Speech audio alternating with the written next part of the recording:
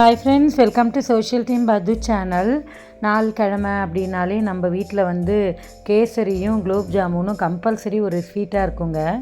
அம்மாவோட easy recipe kesari, ஆனால் பசங்களோட விருப்பமான ஒரு ரெசிபி எதுன்னு பார்த்தீங்கன்னா குலோப் ஜாமுன்.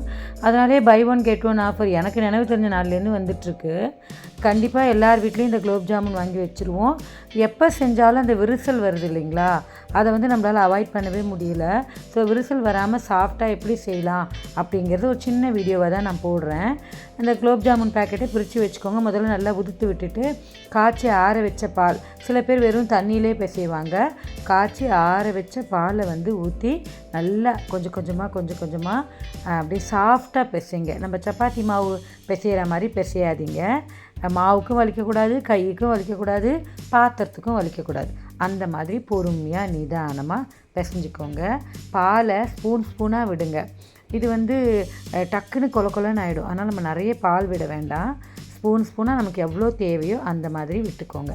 பார்த்திங்களா, இந்த மாதிரி விட்டுட்டு ஒரு ஸ்பூன் நெய்யை வந்து இதில் விட்டு இந்த மாதிரி பிசைஞ்சிங்கன்னா கையில் ஒட்டாது ஃப்ரெண்ட்ஸ். பார்த்திங்களா, கையில் ஒட்டவே இல்லை.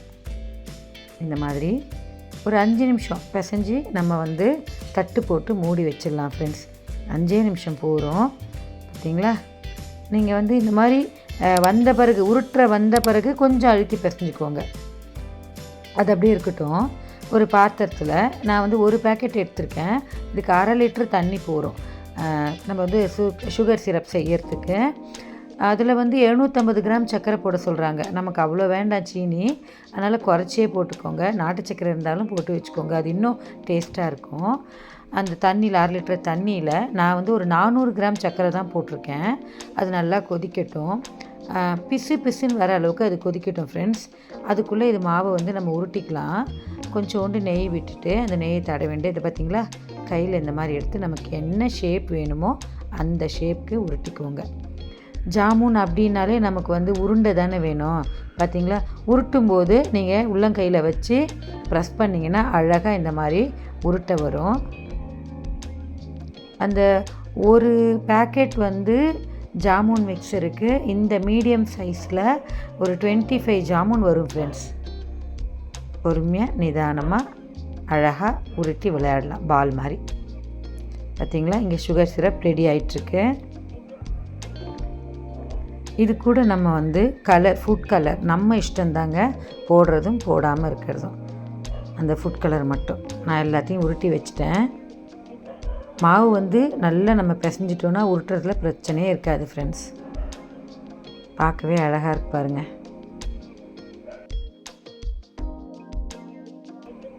பார்த்திங்களா, இப்போ வந்து இந்த பிச்சு அப்படின்னு வருதான்னு பார்த்தேன், இன்னும் வரல. அது எப்படியும் ஒரு 10 மினிட்ஸ் எடுத்துக்குது.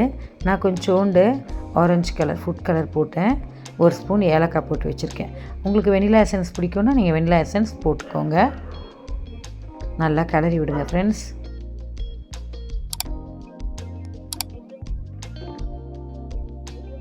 கடாயில் எண்ணெய் விட்டுக்கோங்க. எனக்கு நெய்யில் பிடிக்கும் அப்படின்னா நெய்யில் கூட நீங்கள் பொரிச்சிக்கலாம்.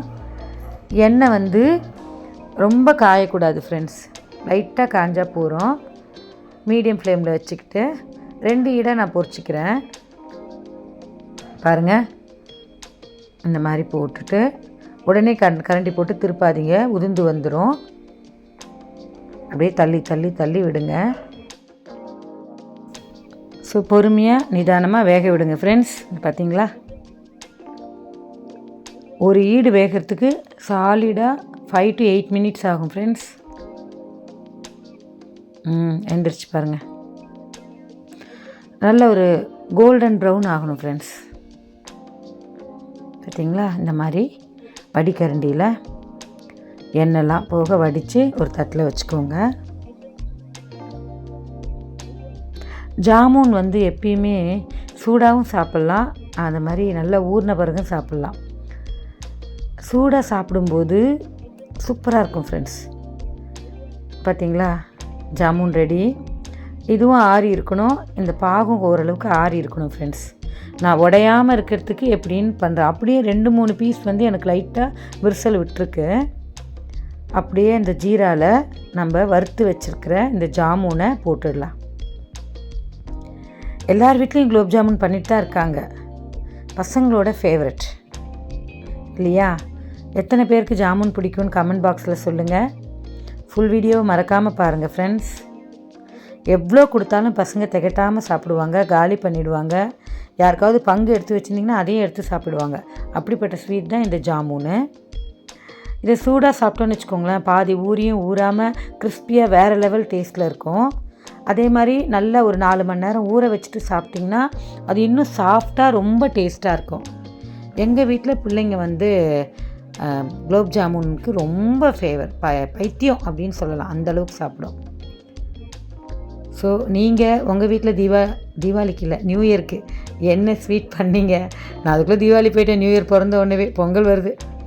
ஸோ என்ன ஸ்வீட் பண்ணிங்கன்னு சொல்லுங்கள். எனக்கு இன்னும் கொஞ்சம் ஊறணும் ஃப்ரெண்ட்ஸ். சரிங்களா? சூப்பராக இருக்குது. மறக்காமல் சோஷியல் டீம் பது சேனலை சப்ஸ்கிரைப் பண்ணுங்கள்.